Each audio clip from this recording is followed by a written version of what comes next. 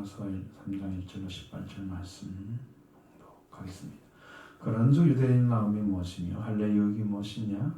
범사에 많으니 우선 그들이 하나님의 말씀을 맡았습니다. 어떤 자들이 믿지 아니하였으면 어찌하리요? 그 믿지 아니함이 하나님의 미쁘심을 배하겠느냐? 그럴 수 없느니라. 사람은 다 거짓되되 오직 하나님은 참되시다 할지어다.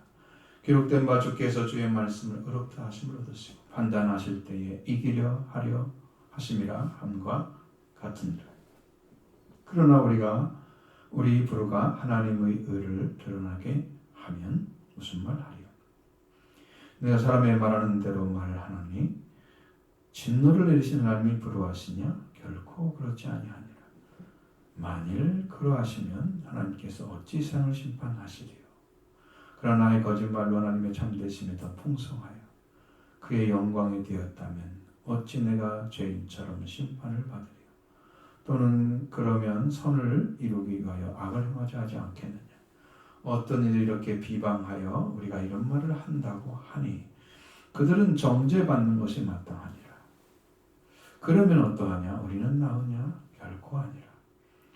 유대인이나 헬라인이나 다 죄 아래 있다고 우리가 이미 선언하였느니라. 기록된 바에 이는 없나니 하나도 없으며 깨닫는 자도 없고 하나님을 찾는 자도 없고 다 치우쳐 함께 무익하게 되고 선을 행하는 자는 없나니 하나도 없도다. 그들의 목공은 열린 무덤이요 그 혀로는 속임을 일삼으며 그 입술에는 독사의 독이 있고 그 입에는 저주와 악독이 가득하고 그 발은 피를 흘리는데 빠른지라. 파멸과 고생이 그 길에 있어 평강의 길을 알지 못하였고 그들의 눈앞에 하나님을 두려워함이 없느니라. 아멘. 이 말씀은 이제 2장을 연결시키지 않으면 사실상 이해하기 어렵습니다. 원래는 1장의 18절 이하부터 쭉 해야만이 맞는 말씀이에요. 왜냐하면 거기는 이방인의 죄가 나오고 로마서 2장 17절 이하부터는 유대인의 죄가 나와요.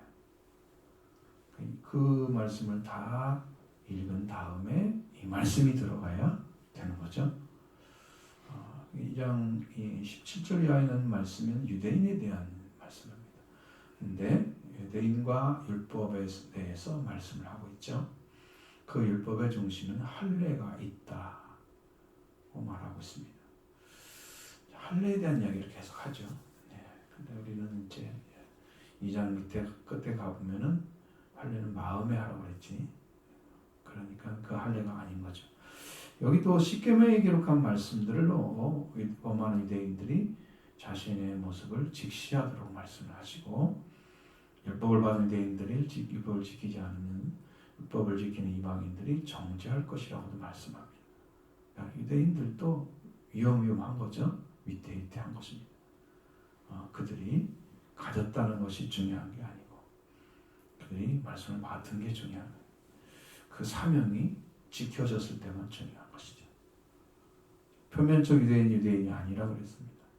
겉으로 드러난 유대인들 법을 지키고 예배 잘 드리면서 제사 드리는 거죠. 당신 그런 것들이 전체가 아니고 표면적 할례가 아니고 이면 유대인이고 그러니까 들어있는 속사람 유대인이고 할례는 마음에 할지 영에 있고 율법 전문에 있지 않다.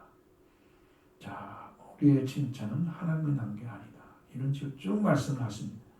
그 다음 유대인 마음이 무엇이냐? 할례유익이 무엇인가? 유대인들은 대답을 해야 됩니다. 무엇이 더 나은가? 자, 그건 유대인들이 질문하고 유대인들이 대답을 해야 됩니다. 사도 바울을 통해서 우리에게 질문과 동시에 대답을 주셨습니다. 1절로 2절의 말씀 같이 보겠습니다. 그런즉 유대인의 나음이 무엇이며 할례유익이 무엇이냐? 범사에 많으니 우선은 그들이 하나님의 말씀을 맡았음이니라.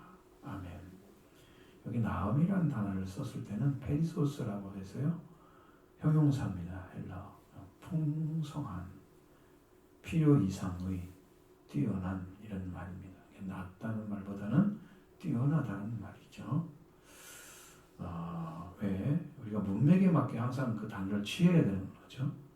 안 맞는 단어를 써서는 안 됩니다.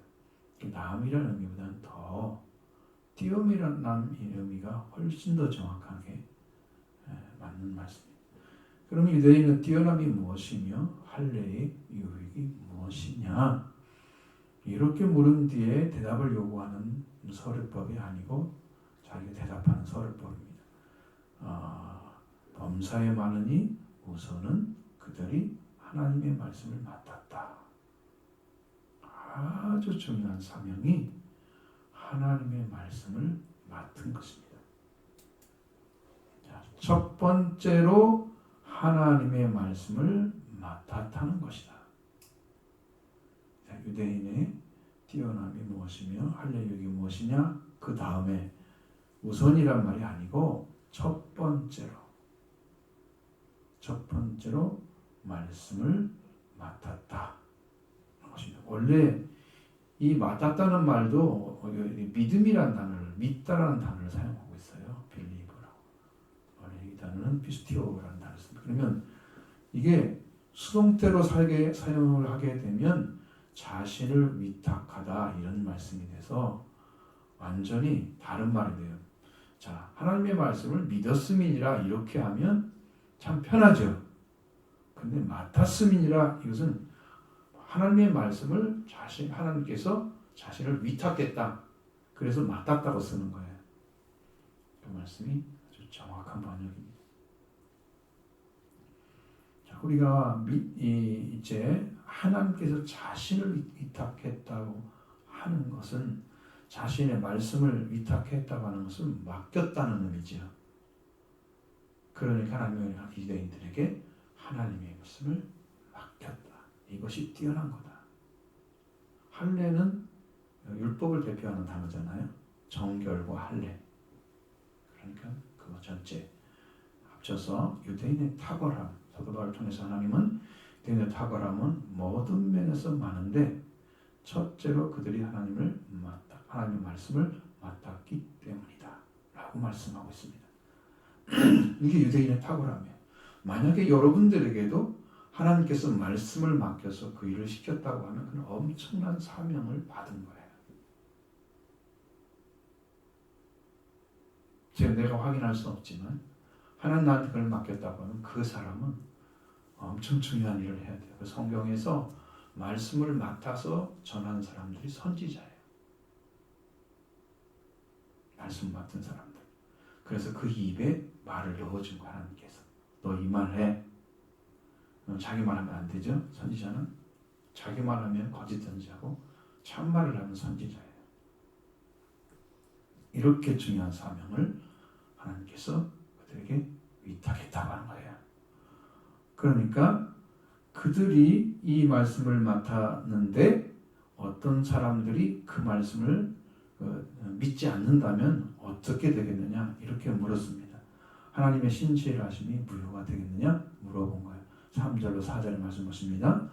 어떤 자들이 믿지 아니하였으면 어찌하리요? 그 믿지 아니하면 하나님의 믿으심을 패하겠느냐? 그럴 수 없느니라. 사람은 다 거짓되되 오직 하나님은 참되시라 할지어다. 기록된 바 주께서 주의 말씀에 의롭다 하심을 얻으시고 판단하실 때에 이기려 하심이라 함과 같으니라. 아멘. 하나님께서 맡겨주신 말씀을 맡은 유대인이지만 사실은 어떤 자들이 믿지 아니하겠는가? 자, 여러분 믿지 않는 사람이 있다는 거죠. 하나님께서 유대인들에게 맡겨주신 말씀을 어떤 사람이 믿지 아니하면 무엇 하겠는가? 어떻게 하겠느냐? 이렇게 물어본 거예요.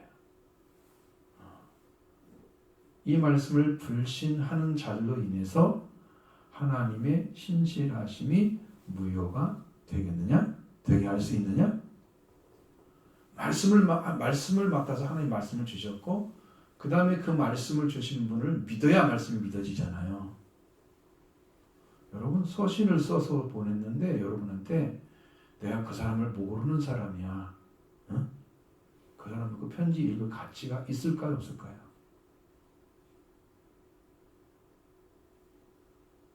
그 사람 상황이나 그 사람에 대해서 아무것도 모르는데 곧 이상하게 나의 편지가 왔어? 어느 날 그게 가치가 있어요? 나에게는 가치가 없죠. 관계가 없으니까. 그러니까 여러분의 믿음이라는 것도 그 말씀을 주신 분을 믿어져서 믿는 말씀이어야 되는 거지. 그분은 버리고 말씀만 취하면 한쪽만 있는 거죠. 이거 가지고는 그분이 주고자 하는 메시지를 가지고 그분이 원하시는 길을 걸어가지 못해요. 그러니까 중요한 것은 하나님의 신실하심을 말씀을 맡으신 하나님의 그 하나님의 신실하심이 무효가 되지 않게 하려면 우리가 어때야 돼요? 믿어야 되죠. 근데 믿지 않는 사람도 있어. 그 말씀을 아무리 주어도. 그런다고 해서 그 불신자로 인해서 하나님의 신실하심이 무효가 될 수 있겠느냐? 아니야. 그럴 수 없어. 무효로 만들 수가 없다는 것입니다. 믿지 않는 자들은 믿음이 없는 것뿐이에요. 자신이. 우리의 믿음은 말씀을 믿는 것을 하나님께 인정받게 됩니다. 반대가 되죠. 그러면서 오히려 사람이 거짓되지만 하나님은 참되시다 라고 해야 된다는 거예요. 사람은 아니지. 사람은 하나님의 말씀의 권능을 모르는 사람은 하나님의 말씀을 자신이 믿고 믿지 않고를 결정할 수 있는 것처럼 생각을 하게 되죠. 그러나 하나님의 부르심에는 하나님의 뜻이 있습니다. 하나님께서 믿음을 선물로 주시는 자는 택함을 받은 자예요. 아무나 믿는 게 아니죠. 그래서 우리는 하나님이 주시는 은혜가 아니면 믿음을 시작할 수 없습니다. 그러니까 자기 스스로 들어가는 믿음은 신념에 불과하고 잘 안 믿어져요. 하나님의 성령의 역사가 아니기 때문에. 내가 하나님 수 받았다면 사람은 믿고 의지하며 하나님 사람은 거짓되되 하나님은 참되시다고 말을 해야 합니다. 그렇게 말씀을 믿어가야 하는 거죠. 주께서 주의 말씀을 의롭다 하심을 얻으시고 심판하실 때에 이기려 하심이라고 하신 말씀은 시편 51편 4절의 말씀, 하반절에 기록된 말씀입니다.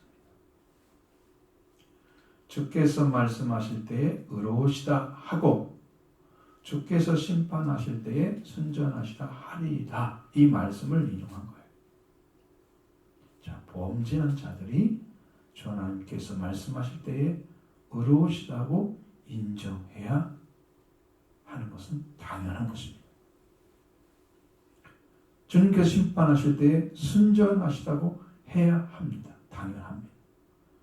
하나님께서 범죄자들에게 행하시는 것은 너무나 정직하고 완전하십니다. 하나님의 권능을 한시도 잊으면 안 됩니다. 우리는 지금 이 하나님의 말씀을 받고도 죄인이 아닌 자처럼 주님의 말씀을 대하고 있다고 하면 어떻게 나타납니까? 하나님 말씀이 여러분 심령 안에 아무런 역할도 하지 않는다는 거예요. 이게 얼마나 두려운지 아십니까? 하나님을 두려워하지 않으니까 말씀도 두렵지 않아요. 주님은 말씀에 심판권이 있는데도 주님의 말씀은 심판권이 있어서 우리가 두려워해야 되는데 두려워하지 않습니다. 하나님은 순수하게 심판하실 것이라고 인정하지 않는 거죠. 이러한 자들이고 하나님의 말씀의 권능을 알지 못하는 무지함에 따라서 순종하지 않는 자들입니다. 그러니까 우리는 하나님께서 주신 말씀을 귀하게 여길 뿐 아니라 그 말씀이 완전하신 것도 인정해야 됩니다.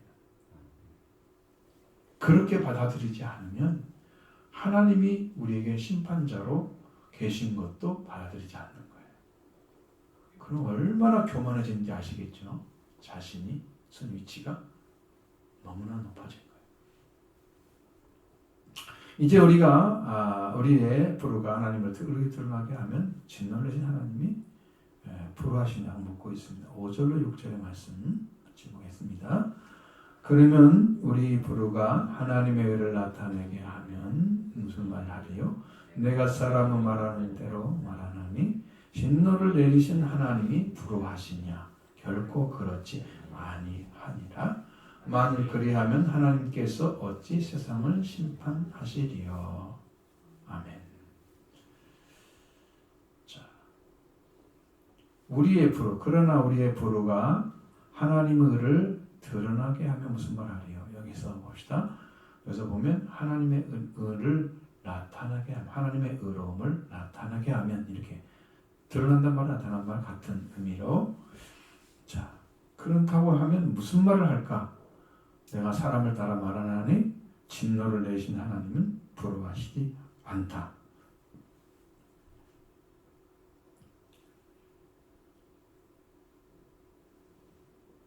그렇게 말씀하고 있습니다. 자, 만일 우리의 불우함이 하나님의 의로움을 나타나게 되면 무슨 말을 하겠느냐?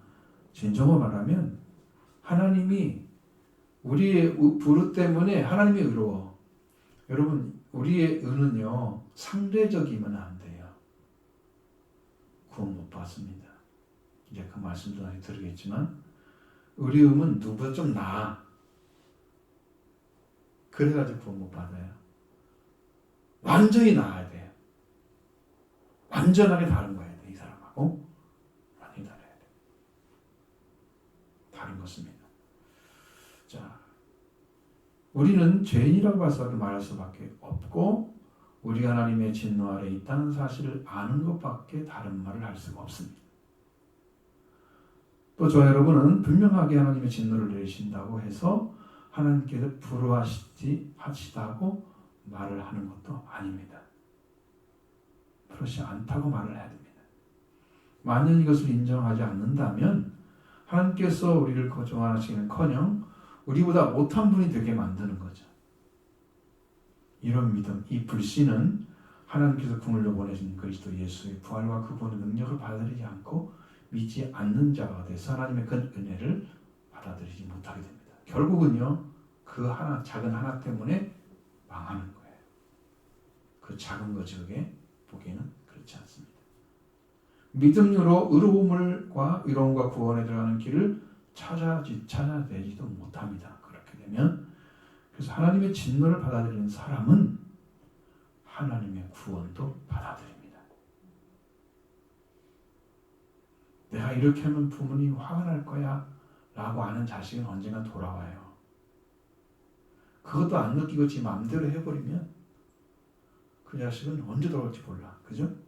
아예 의식하지 않아. 부모님에 대해서. 하나님은 두려우신 분이야. 이런 마음만 가지고 있어도 이 사람 함부로 살지 않아요. 왜? 저분이 나를 진노하면 문제가 생길 수 있어. 어떤 일인지. 무섭죠? 두려운 것뿐이죠. 하나님의 진노하심이 불효하지 않다는 것을 받아들여야 하나님을 세상의 심판자이심도 하나님 세상의 심판자이심도 믿게 됩니다. 6절 말씀에 결코 그렇지 않다. 만일 그리하면 하나님께서 어찌 세상을 심판하리요라고 말씀하고 있습니다. 이거 반드시 알아야 됩니다. 사람의 불효함이 하나님의 의로움을 나타내게 한다면 무슨 말을 하겠습니까? 사람을 따라 말하나니 진노를 내신 하나님은 불효하시지 않다. 절대 그럴 일은 없다. 일어나지 않는다. 그렇게 말씀하신 뒤에 뭐뭐 한 뒤에 하나님이 세상을 어떤 방식으로 판결하리요. 원어에 나온 얘기 그대로 돼 있어요. 이렇게 돼 있습니다. 그러면 하나님께서 진노하시는 것이 불효하시다는 것은 일어나지 않는다는 거예요. 그런 일은. 여기 연결이 잘못돼서 지금 이렇게 된 거예요. 이 단어가.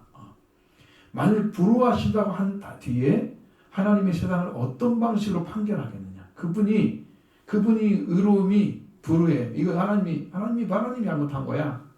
성경을 보면서 하나님이 예를 들어서 노아 홍수를 해서 사람을 다 죽였다. 홍수 방주에 들어간 사람 외에는 하나님 잘못했네. 이렇게 하면 심판 가능하겠어요? 빨리 물을 걷어 다 살려내야 되겠죠. 이런 일이 벌어지게 되잖아요. 당신이 만든 심판권을 가진 분인데 우리가 인정하지 않는다고? 그럼 어떻게 할까요? 이게 큰 일이 벌어집니다. 아니, 대단히 위험한 사람이 되죠. 자, 하나님께서 가지신 의로움, 권위를 인정하지 않는다는 것은 어떤 방식으로도 판결할 수가 없다는 거예요. 그 사람한테는. 하나님이 인정하지 않는 자, 하나님의 칭찬을 받지 않는 자는 판결이 끝나버린 사람입니다. 그 사람은. 대단히 위험합니다. 그들은 지옥의 형벌을 면치 못할 것입니다. 안 받아들인다고 해서 하나님이 봐주는 게 아니에요. 그런 믿는 자 중에서 아직도 하나님 알지 못해서 하나님과 높은 자리에 서 있는 자는 하나님께 자신을 판결하는 것조차도 받아들이지 못하는 자이기 때문에 구원의 길을 영원히 찾지 못하게 된다. 이렇게 얼마나 위험한지 아시겠죠? 잘 보셔야 돼요. 믿는 사람 중에 그렇습니다. 자, 사람을 따라 다시 말합니다. 7절 말씀 봅니다. 그러나 나의 거짓말로 하나님의 참되심이 더 풍성하여 그의 영광이 되었다면 어찌 내가 죄인처럼 심판을 받으리요. 바울은 또다시 사람을 따라 말합니다. 그러나 나의 거짓말로 하나님 참되심이 더 풍성하여 그의 영광이 되었다면 어찌 내가 죄인처럼 심판을 받겠느냐라고 말씀합니다. 내 거짓말은 하나님의 참되심을 더 풍성하게 하지 않기 때문에 영광이 되지 않습니다. 그럼 이 말씀에서 참되심이라는 말은 진실을 의미하고 있어요. 그러니까 나의 거짓말로 하나님의 진실이 더 풍성해서 그의 영광이 되었다면 어찌 내가 죄인처럼 심판을 받겠느냐 거예요. 자, 하나님이 거짓되지 않고 사람은 거짓되다고 해야 되죠. 자, 그럼 내가 거짓말을 해서 그러면 하나님이 더 영광을 받으셔? 하나님의 진실이 더 드러나서 영광을 받으셔? 그럴 일이 없다. 그 진실이나 하나님 영광을 받으셨는데 왜 거짓말하는 나는 죄인이 되버려요? 어찌 내가 죄인처럼 심판을 받게 돼? 판결을 받게 돼? 말이 아니잖아. 그런데 이것을 멀리한 자들은 이렇게 오해를 하고 악행을 했다고 바울은 얘기합니다. 8절 말씀 봅니다. 그러면 선을 이루기 위하여 악을 행하자 하지 않겠느냐? 어떤 이들이 이렇게 비방하여 우리가 이런 말을 한다고 하니 그들은 정죄받는 것이 마땅하니라. 아멘. 그러면 선을 이루기 위하여 악을 행하자 하지 않겠느냐 이렇게 묻습니다. 바울을 통해서 다시 말씀하시는 거죠. 거꾸로 나의 거짓말이 하나님의 진실이 더 풍성하게 하는 영광이 되었다면 나조차도 죄인처럼 판결을 받겠느냐? 그것이 아니라 그렇다고 하면 또는 그러면 선을 이루기 위해서 악을 행하지 않겠느냐라고 물어봤습니다. 그런데 어떤 사람들은 바울과 그 일을 비방하여 그 이름을 비방해서 이런 말을 한다고 합니다. 바울은 그렇게 하고 있다는 거예요, 지금. 그런 말이 들려온다는 거죠. 바울이 거짓말해가지고 하나님 영광을 올린다고. 바울이 그렇게 하고 있다고 그렇게 얘기한단 말이죠. 이렇게 확실하게 거짓말하는 자는 심판을 받는 것이 공정한 정죄라고 공부하고 있습니다. 여러분, 바울이 정죄하는 건 거의 하지 않아요. 복음에 대해서, 하나님의 말씀에 대해서 그것은 절대적인 것이기 때문에 그것을 오류를 시켜놓거나 왜곡을 시켜놓거나 몰리라도록 만들어버리면 거기에는 정죄가 따라와요. 성경에서 최종 판결이 누가 합니까? 성령이잖아요. 응? 예수님을 이 세상에서 인정하지 않고 비방해도 죄사함을 받을 수 있는데 성령을 모독하는 자는 죄사함이 없지요. 그 성령이 주시는 것이 하나님의 말씀이에요. 하나님의 말씀을 한량없이 할 수 있는 이유는 예수님이 성령을 한량없이 부어주기 때문이었어요. 말씀과 성령은 같이 존재하고 있는 거예요. 그것을 그 성령의 말씀, 하나님의 말씀을 그렇게 본다고 하면 그들은 심판을 받는 것은 공정한 정죄다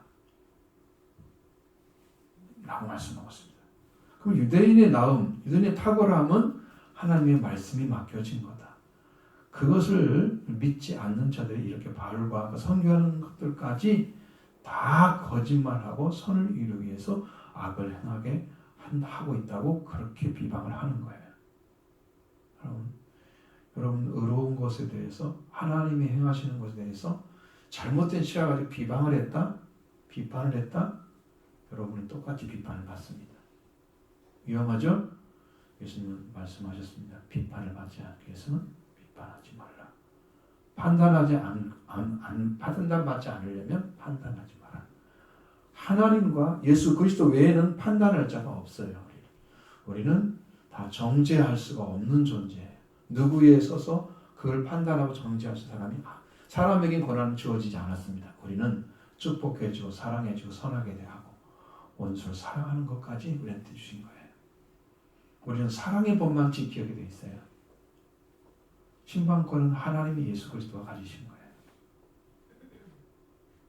완전히 떠나시기 바랍니다. 또 한 가지 문제를 제공해 줍니다. 모든 사람이 죄인 것에 대해서 성경의 증언들을 통해서 다 말씀을 해주는 거죠. 자, 9절 말씀 봅니다. 그러면 어떠하냐? 우리는 나오냐? 결코 아니라 유대인이나 헬라인이나 다 죄 아래 있다고 우리가 이미 선언하였느니라. 아멘. 그럼 우리는 어떠하냐? 우리는 뛰어나냐? 나으냐? 뛰어나냐? 그랬습니다. 결코 아니라 유대인이나 헬라인이나 우리가 다 죄 아래 있다고 이미 선언했다고 그랬죠. 근데 원어에는 선언이란 말이 아니고 고발을 했다고 썼습니다. 이미 고발되어 있다는 거예요. 여러분 바울에게 어떤 권한이 주어졌어요? 하나님의 말씀을 성령을 통해서 기록해서 교회를 지도하는 지침이 되게 만들었어요. 기준이 되게 만들었어요. 어떤 교회는 이 말씀을 주시고 어떤 교회는 저 말씀을. 그래서 바울은 그가 주신 말씀이 하나님의 말씀인 거예요. 우리는 사도들과 선지자 터위에 세워진 사람들이에요.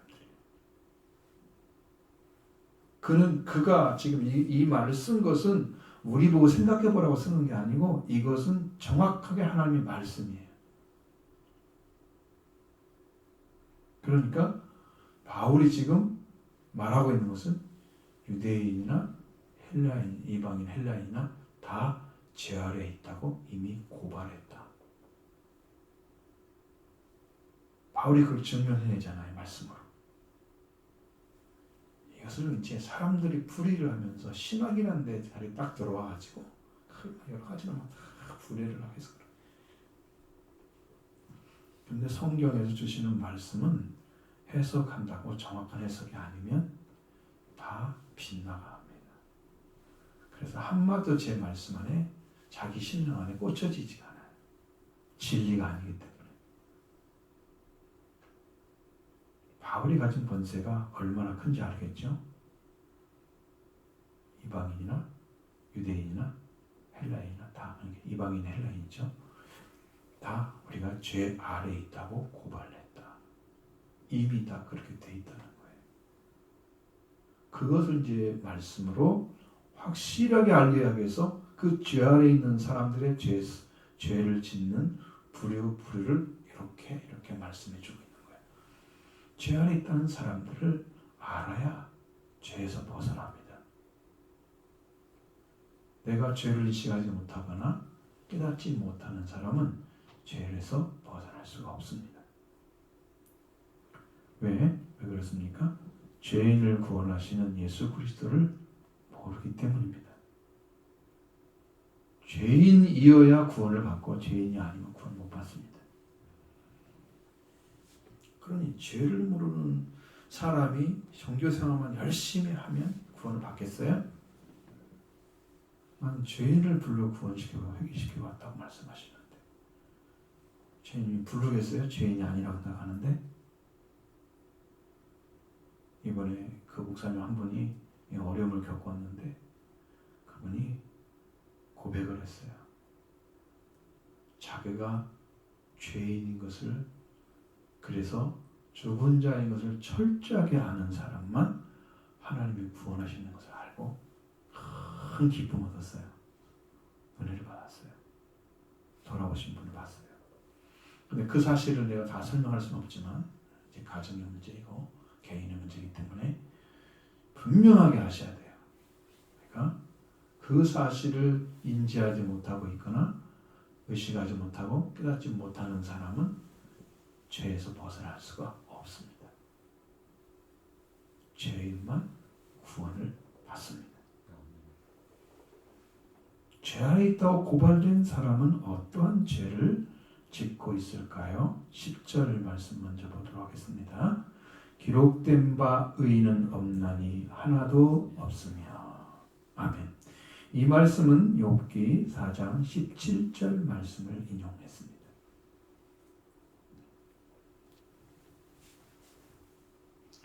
이 말씀 보면 사람이 어찌 하나님보다 의롭겠느냐? 사람이 어찌 그 창조하신 이보다 깨끗하겠느냐? 이 말씀이에요. 여러분 사람은요 상대적으로 그 의를 바라봅니다. 정결함도 그렇습니다. 저보다 낫다고 하는 그 말로 우열을 가립니다. 난 저 사람보다 더 잘해. 난 저 사람보다 더 나아. 그렇게 말하죠.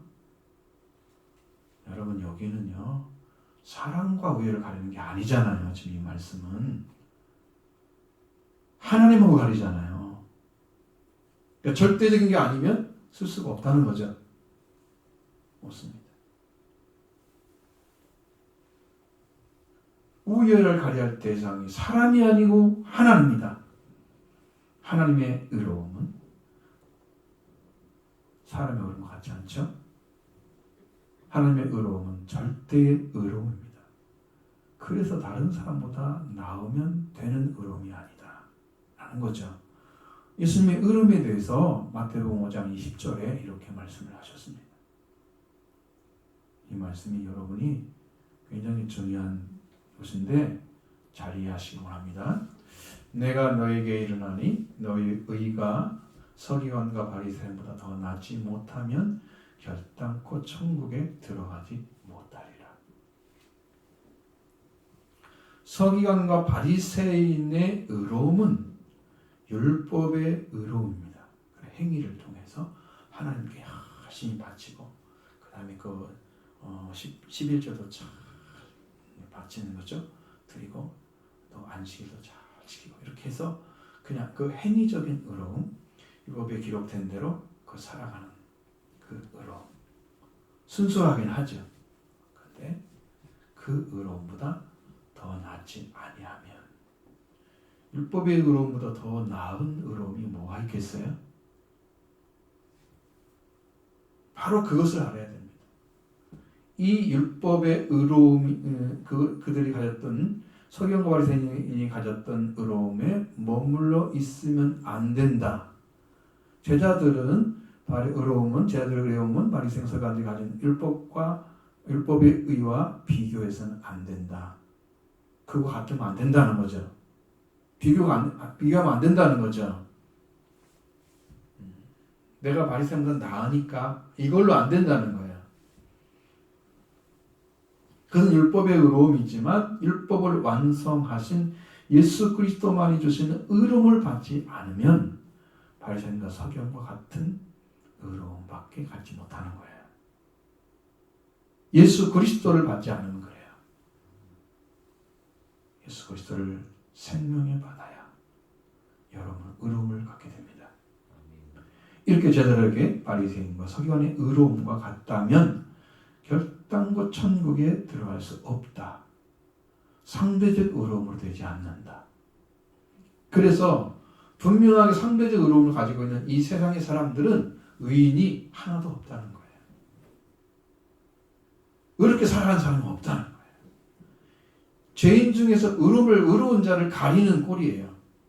세상에서. 하나님과 비교해서 의로움이 같아야 된단 말이에요. 응? 하나님도 또 의로울 수는 없으니까. 왜? 하나님의 의만 가지면 다 되는데 더 이상 의가 필요 없지. 깨끗한 자도 상대적이지 않습니다. 정결함을 하나님께 우리에게 주시는 척도입니다. 세례 요한의 세례가 물세례입니다. 이것은 회개를 가리키고 있습니다. 회개를 가르치는 자, 정결함을 얻죠. 의인은 없나니 하나도 없다. 이 말씀은 죄 아래 있는 자들로 가득 채워 있는 세상의 유대인과 헬라인을 가리키고 있습니다. 그들이 우리를 가리면 안 되죠. 우리가 유대인보다 나으니까 이거 안 됩니다. 그래서 의로움이 없는 거예요. 상대적 의로움이에요. 사람들이 가지고 있는. 그리고 행위적 의로움이에요. 내가 이만큼 했으니까 하나님 나를 인정해 주겠지 라고 생각하는. 하나님과 관계가 없는 사람이 열심히 봉사하고 하나님 나를 봐주실 거야 그래도 그렇게 믿는다고 하면 그건 자기 신념에 관련된 거예요. 하나님이 모를 리가 없어요. 영으로 다 알게 돼 있어요. 이렇게. 이게 문제죠.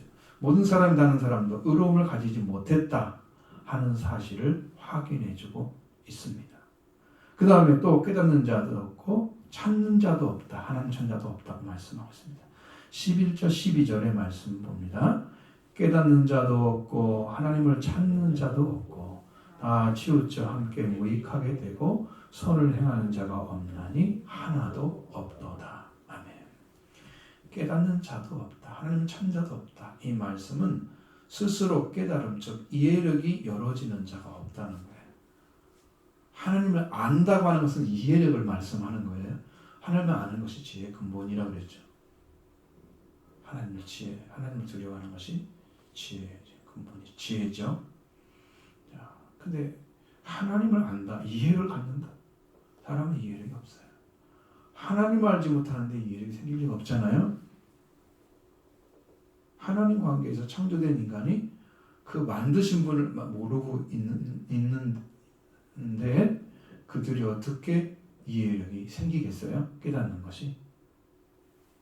하나님 말씀을 배우고 그리고 믿어져서 그 말씀을 회개가 일어나야 이해력이 생기는 건데 자, 부활하신 주님으로 해서 이해력이 열리고 영적 세계가 이해해야 되는데 하나님과 관계없게 살아가는 자는 죄 아래 있는 자는 한 사람도 이해를 가진 사람이 없습니다.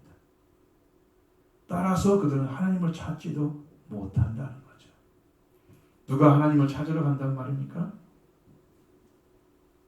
없죠. 이 말씀은 시편 14편 1절로 3절의 말씀을 인용한 말씀입니다. 이 말씀은 매우 중요한 의미를 가지고 있습니다. 자, 여기서 14편 1절 3절 말씀 어리석은 자는 그의 마음에 이르기를 하나님이 없다 하는도다. 그들은 부패하고 행실이 가증하니 선을 행하는 자가 없도다. 하늘의 한 여호와께서 하늘에서 인생을 굽어 살펴 하피사 지각에 있어 하나님을 찾는 자가 있는가 보려 하신즉 다 치우쳐 함께 더러운 자가 되고 선을 행하는 자가 없으니 하나도 없도다. 자, 여기에서 분별 없는 무감각한 자가 어리석은 자예요. 어리석은 자는 그 마음에 이르기를 하나님이 없다고 주장합니다. 무신론자죠. 하나님을 느끼지도 그의 말씀을 듣지도 못하는 사람입니다. 어리석은 자. 그의 마음에 이르기를 하나님이 없다. 스스로 말을 한다는 거예요. 마음에게 말을 한다는 거죠. 하나님이 없어. 내가 느끼지 못하고 이해하지 못한다면 그것은 없다고 취급해도 무방할 것입니다. 그건 일반적인 사람들, 신앙인이 아니고 일반적인 사람은 다 해당되는 말이에요. 우리는 그리스도인들은 무감각하고 분별 없는 자가 되면 무신자처럼 하나님을 알지도 느끼지도 못한다는 거예요. 그는 그 마음에 말하기를 하나님 없다고 이야기합니다. 사람이 하나님을 만나는 방식은 그 말씀을 듣고 그로 인해서 성령의 역사로 그 말씀을 믿게 되고 회개에 이르게 되고 하나님을 알게 됩니다. 그 모두가 은혜에 속한 것입니다. 그들은 부패하고 그 행실이 가정에서 선을 행하는 자가 없더라. 부황한 자가 마음에 하나님 없다고 했죠. 자, 이러한 자들은 정신이나 정치나 아니면 사상이나 의식이 타락해서 정신세계 타락이에요. 행위가 가증하고 행동하고 선을 행하는 자가 아무도 없다 라고 말씀하고 있습니다.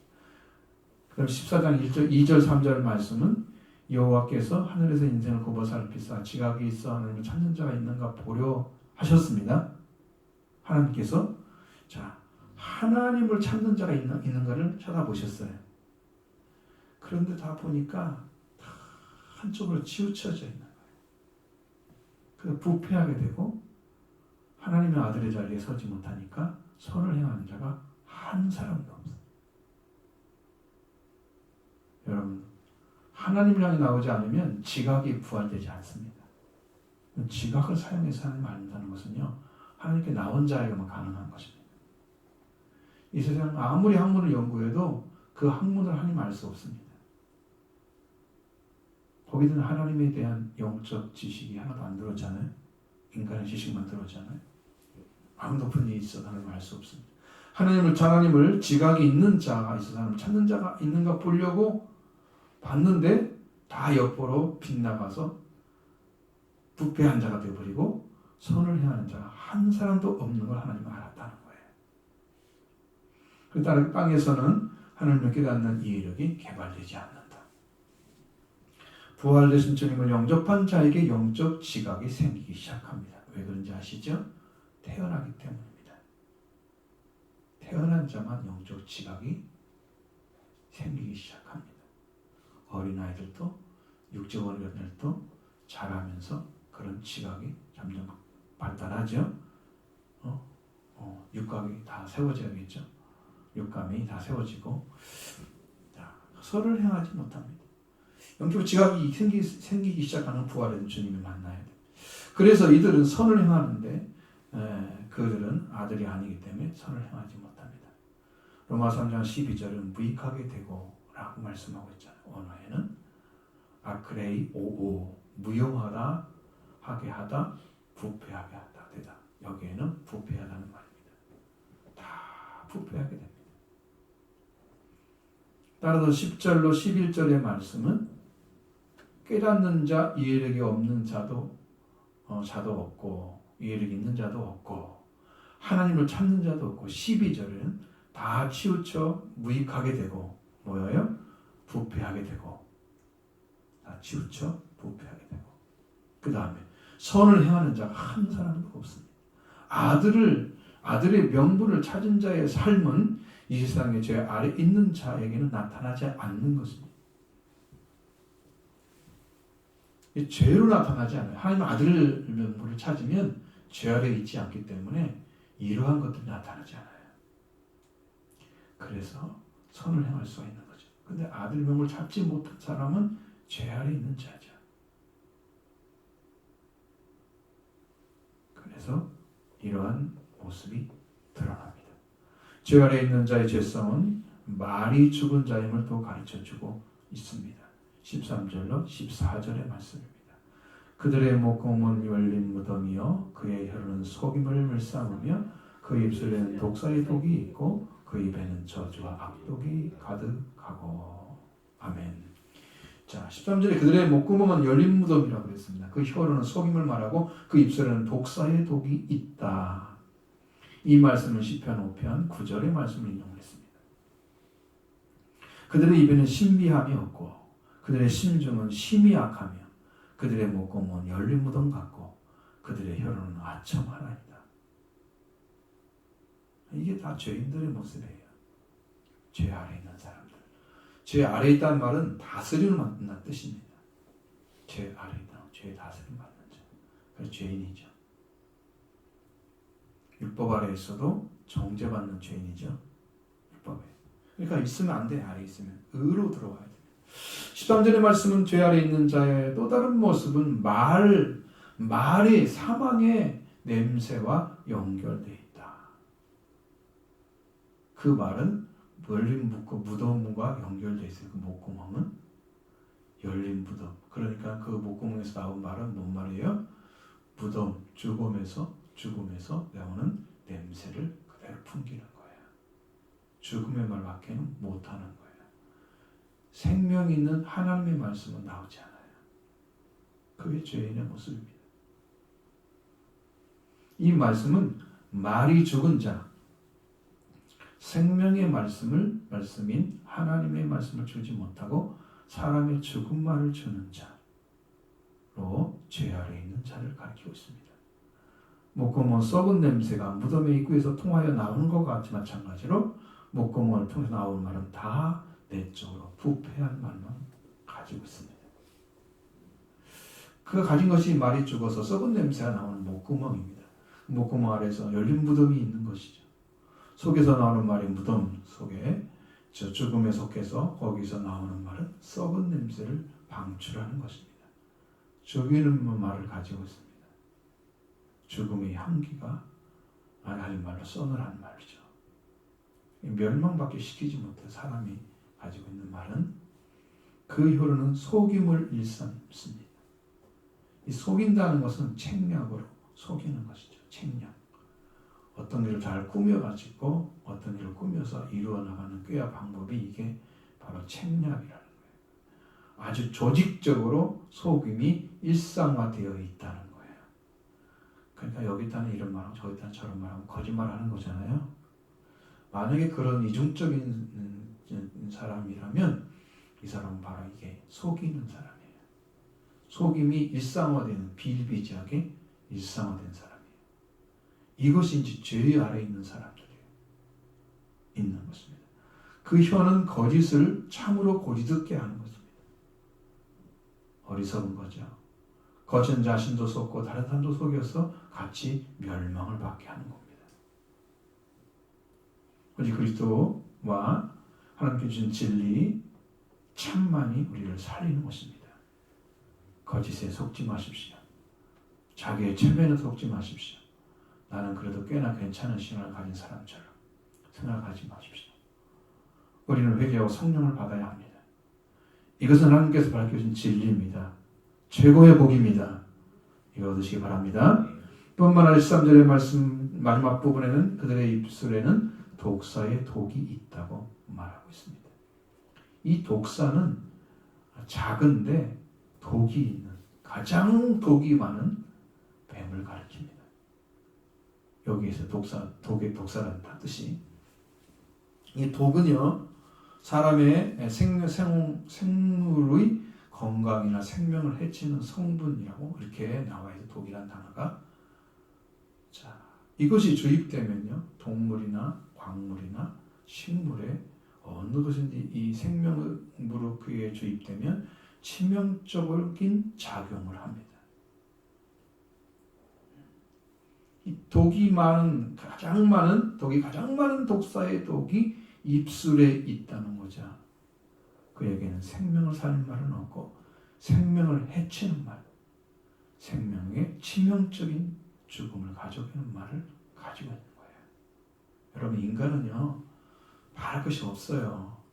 그러니까 서로 불쌍히 여기라고 성경을 맨날 그러잖아요. 서로 용납하고, 응? 서로 용서해주고, 그렇게 해서 하나님 말씀으로 계속 세워가고 더러운 죄악은 계속 죽어가고 그리스도의 보혈의 권세로 씻음받고, 응? 그렇게 하라고 가르쳐 주잖아요. 인간에게 뭘 기대를 해요? 그래서 특별한 선택한 자 외에는 하나님이 큰 기대하지 않아요. 천국만 들어온 것도 박수 쳐주세요. 왜? 그 어려운 길을 왔다고. 힘들잖아요. 이 생명의 길을 찾아서 지켜본 사람들만 천국에, 저는 극히 적은 사람이라고 생각해요. 천국에 들어간 사람들. 성경적으로 해석했을 때, 영적으로 봤을 때 저는 그렇게 느껴집니다. 그 목사님들한테 그 얘기 하시더라고요. 구원받은 사람이 이렇게 적은데 어떡하냐고. 저는 압니다. 그게 왜 그랬지. 원리를 다 알고 있죠. 그런 사망을 가진 자의 입에서 나오는 말, 이런 말들은 죄 아래 있는 자, 죄가 다스리는 그 사람에서 나오는 독이 품어져 나오는 거예요. 그리고 14절에는 그 입에는 저주와 독이, 악독이 가득하고. 이거 시편 10편 7절의 말씀 인용입니다. 그 입에는 저주와 거짓과 포악이 충만하며. 죄인의 입에서 나오는 말은 저주와 거짓과 포악이 충만하다. 축복과 진리와 베품이 나오는 것이 아닙니다. 그 입에서는 저주는 축복의 반대말이죠. 상대방이 불행이 임하기를, 상대방에게 불행이 임하기를 하나님께 구하는 것이 저주라 그래요. 근데 여기는 그런 저주가 아니고 하나님께 구하는 게 아니죠. 하나님 모르는 사람이 그걸 구할 리가 없잖아요. 그러니까 이것은 남에게 재앙이나 불행이 일어나도록 빌고 바라는 사람 있잖아요. 그런 거예요. 그런 말이에요. 말도 그런 말만 해. 에이, 잘못됐으면 좋겠어. 누구는 어떠고 나쁜 말 계속 하자. 인간의 말에서. 그런 말에서도 싸우고. 입에서 다른 사람이 잘되거나 행복하게 되는 것을 바라는 것이 아니고 잘못되고 불행하게 되기를 바라는 말을 쏟아내는 거예요. 이게 저주하는 말이에요. 또 악독이 가득하다고 했습니다. 이 악독이란 말은 쓰다는 의미입니다.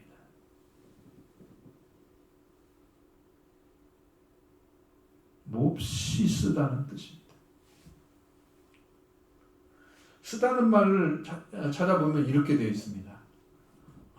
마치 소태음악과 같다. 소태란 말 들어보셨죠? 소태 껍질은 한약재로 쓰이는 거예요. 한약재 중에 가장 쓴 것이 소태 껍질입니다. 그래서 쓰다는 말은 소태의 맛과 같다라고 이렇게 정의를 해놨어요. 우리말에. 이것은 성격이 잔혹하다는 뜻입니다. 그러니까 아주 잔인하고 혹독한 그런 성격이 있잖아요. 사람을 아무렇게나 해도 괜찮은 이 안에 그게 가득 차 있는 거예요. 성격.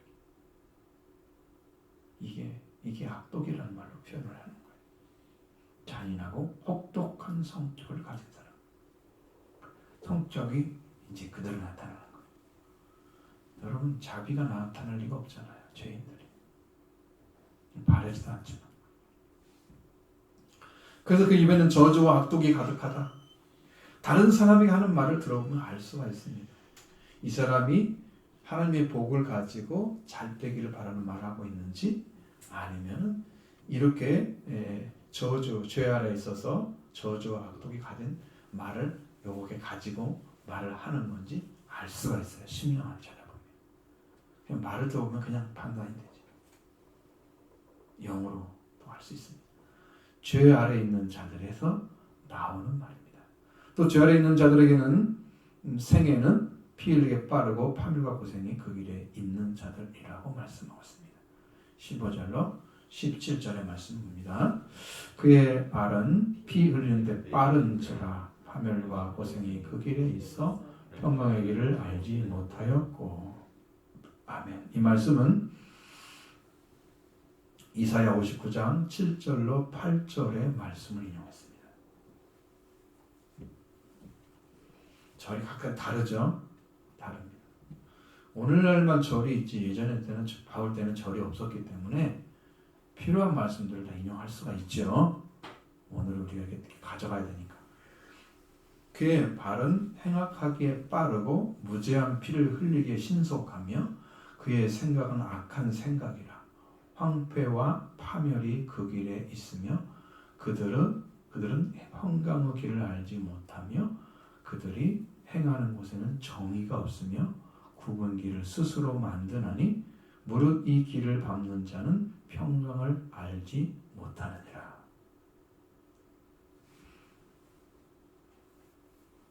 자, 여기에서 이제 이사야 59장 7절 상반절에는 그의 발은 행악하게 빠르고 부재한 피를 흘리게 신속하며. 이렇게 말씀하시죠. 여기에는 행악하게 빠르단 말은 악한 짓을 하기에 빠르고 이런 뜻입니다. 그러니까 악한 짓을 잘해. 그리고 무제한 피를 흘리기를 신속히 하며, 이 말씀을 라모아서 3장 15절에 그의 발은 피 흘리기 빠른지라, 이 말씀을 인용한 거예요. 그대로 가져온 것입니다. 근데 여기가 아주 잔혹한 얘기가 들어있습니다. 피 흘린데 빠르다고 하잖아요. 피 흘림이란 뜻이 원어적 보면요, 폭력을 통해서 살해하는 것을 말합니다. 마치 스데반처럼, 순교자 스데반처럼 돌로 치잖아요. 돌로 막 치죠. 폭력이에요. 막 사람 쳐가지고 죽게 만들어요. 그런 것에 너무 빨리 움직여요. 좋아한다는 의미죠. 사람을 죽이고 폭력을 행하는 것에, 이게 죄악이 있는 사람. 그의 발은 부재한 피를 흘리는데 빠르다. 그리고 16절로 17절의 말씀에 파멸과 고생이 그 길에 있어 평강의 길을 알지 못하였고 라는 말씀은 이사야 58장 55장 7절 하반절부터 8절 상반절의 말씀을 인용한 거예요. 거기 말씀 보면은 황폐와 파멸이 그 길에 있으며 그들은 평강의 길을 알지 못하며, 이 말씀을 그대로 인용했습니다. 그럼 16절 파멸과 고생이 그 길에 있어 평강의 길을 알지 못한다 라고 말씀하시잖아요. 그러면 죄 아래 있는 자들의 일생이 이렇게 결론이 지어지는 거예요. 파멸이란 파괴나 파멸을 가리키고 있습니다. 근데 이 단어를 고전 헬라어에서는 산산이 깨뜨리다, 부수다라는 단어를 씁니다. 부숨. 그 단어에서 유래를 했어요. 동사에서. 그래서 여기는 이제 명사인데, 부숨, 재난, 참화, 파멸. 여기에서요, 파멸을 가져왔다는 의미는 그겁니다. 죄 아래 있는 자들은 타락한 사람의 삶이, 타락으로 인해서 삶이 부서졌음을 의미합니다. 그 생활이 해가면 해갈수록 더 부서진 삶을 살아가요. 더 온전하게 살아가는 게 아니라 나이가 먹을수록 그런 게 보이잖아요. 아, 나는 뭐는 못하겠고, 뭐는 안 되겠고, 뭐는 이제 제한이 생겼고, 탄산수가 더 먹으면 그게 나타나요. 깨지죠? 자기가 자기 인생도 제대로 꾸려가지 못하는 상태가 되어버리는 거예요. 나중에 나이가 더 먹게 되면 인생이 계속 부서집니다. 점점 나아지는 게 아니에요. 건강부터 시작해서 이 정신적인 거, 육체가 약해지니까, 그렇죠? 2번 늙는다고 했잖아요. 40대하고 60대가 한방 늙는 시기라는데, 그 2번 잘 지나가면 좀 장수가 가능하다는 얘기를 해요. 근데 어쨌든 뭐 그런데 인간이 그렇게 돼 있어요. 그러니까 그렇게 계속해서 부서지는 거예요. 힘든 삶을 통해서. 그리고 고생의 길이 있습니다. 고생, 그 길에 고생이 있습니다. 힘든 일, 고난, 곤고, 비참함. 이 고난의 선택을 했죠. 여기는 고난이나 공고함이 파멸과 고생이 그 길에 있습니다. 근데 그러한 고난의 길을 걸어가는 그 삶에서 그들은 평화의 길을 알지 못했다. 그것이요, 생애에 있어서 결정적인 실패의 원인입니다. 평화의 길을 찾지 못한 것입니다. 하나님과 관계가 회복돼서 평화를 이루어가는 길을 찾지 못했습니다. 하나님께 돌아올 수 있는 길을 걸어가지 못했습니다. 죄 아래 있어서. 그래서 멸망이 되는 거예요. 평화의 길을 찾지 못했다. 너무 가슴이 아프더라고요. 이 말씀 보면서. 사람이 어렵고 힘들어도요, 평화의 길, 하나님 관계 회복하는 길만 찾았으면 그 사람이 최후에 있는 인생은 축복이 되는 거예요. 그 영혼이 하나님 나라에 가서 살잖아요. 믿음의 결국은 영혼의 구원을 받는 것이다. 살아온 결론이 그건데 그걸 받지 못한 거예요. 평화의 길을 찾지 못해. 하나님께 돌아올 수 있는 길을 한 번도 걸어가지 않는 사람들. 그 일생이 그렇게 죄 아래서 끝이 나는 거. 마지막으로 그들은 하나님 앞에 두려움이 없었다. 하나님 눈앞에 두려움이 없었다. 말씀하고 있습니다. 18절 말씀 보십니다. 그들의 눈앞에 하나님을 두려움이 없느니라 함과 같으니라. 평화기를 갖지 못한 자는 눈에 감긴 영적 소경입니다. 그러면 무엇이 보이지 않을까요? 하나님이 보이지 않습니다. 하나님은 우리를 보고 계시는데 죄 아래 있는 자는 자기 눈앞에 계신 하나님을 두려워하지 않습니다. 왜 두려워하지 않을까요? 하나님 보지 못하기 때문입니다.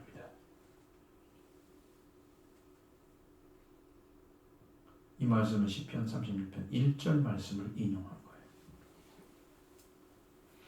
이걸 보시면 이해가 될 것입니다. 악인의 죄가 그의 마음속으로 이르기를 그들의 눈에는 하나님을 두려워하는 빛이 없다 하니. 악인의 죄가 그의 마음속으로 그의 눈에는 하나님을 두려워하는 빛이 없다. 그의 눈에는 하나님을 두려워하는 빛이 없다. 죄 아래 있는 자들은 하나님이 없이 살아가면서 죽음을 두려워하지 않고 죽음을 보지도 않고 사후에 있는 생명에 대해 생각하지 않고 세상에 취해서 살아가기를 원합니다. 왜? 죄 아래 있기 때문에요. 하나님 찾는 것 좋아하지 않아요. 죄는 하나님을 떠난 상태가 죄이기 때문에 다시 돌아온 걸 좋아하지 않아요. 그래서 믿게 하는 게 너무 어렵잖아요. 사람들을 설득하는 게 너무 어렵죠. 설득됐다고 해서 믿어지는 건 아니잖아요. 회개를 해야 믿어지는데 거기까지 가려면 한 사람을 구원하기가 얼마나 시간이 많이 걸려요. 이렇게 세월이 흘러가게 되면은요, 그들은 죽음에 직면한 적이 없었기 때문에 그들은 두렵게 죽음을 맞이하게 됩니다. 나는 죽음의 세계에 가지 않겠노라 발버둥을 치는 모습을 봤습니다.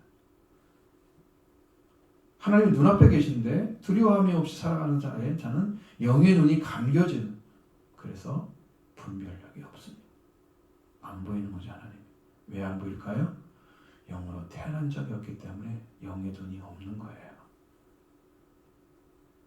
여러분, 이런 불행을 가지고 살면 안 되죠. 예수 그리스도의 생명의 부활이 있는데 그 부활의 주님을 영접하면 여러분 다 영의 눈이 생기죠. 그러면 귀가 열리기 시작합니다. 십자가 부활의 은혜를 통해서 여러분의 영이 태어나잖아요. 그러면 이제 말씀이 들리기 시작합니다. 그리고 눈도 열리게 됩니다. 그러니까 마음이 청결한 자는 하나님을 볼 것이요. 그랬죠? 그게 복입니다. 하나님은 눈뜨고 이렇게 보여주는 그런 것이 아니고 영적 감각을 알 수 있습니다. 하나님에 대해서.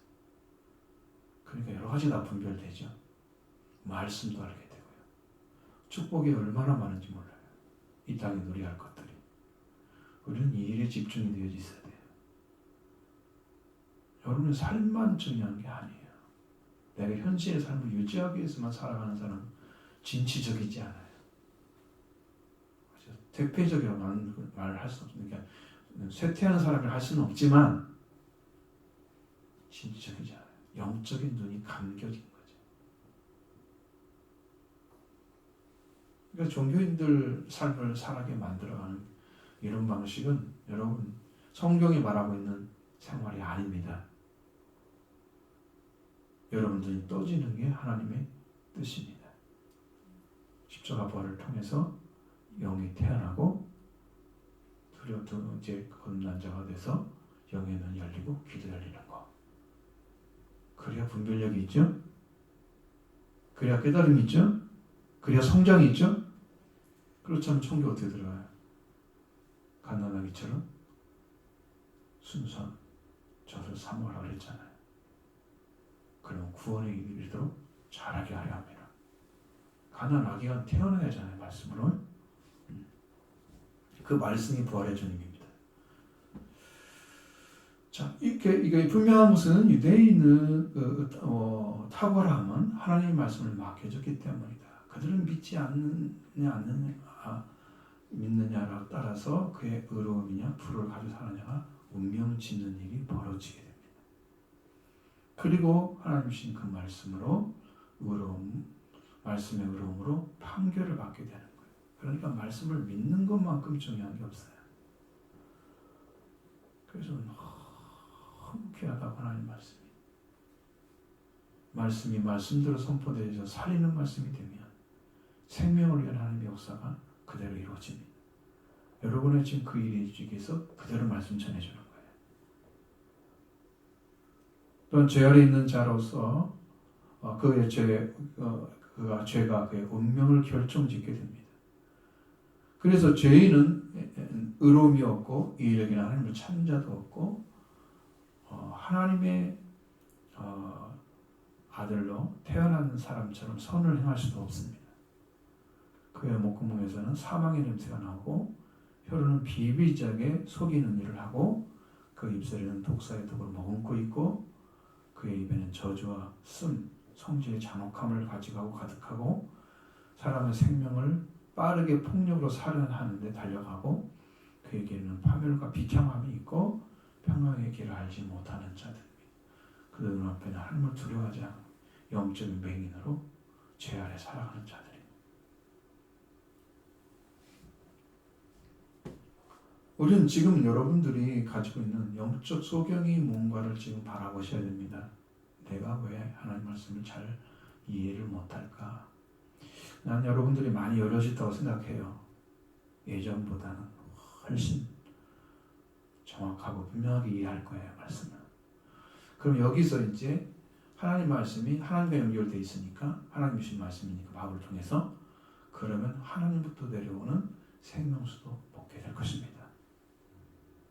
풍성한 은혜도 있게 될 것입니다.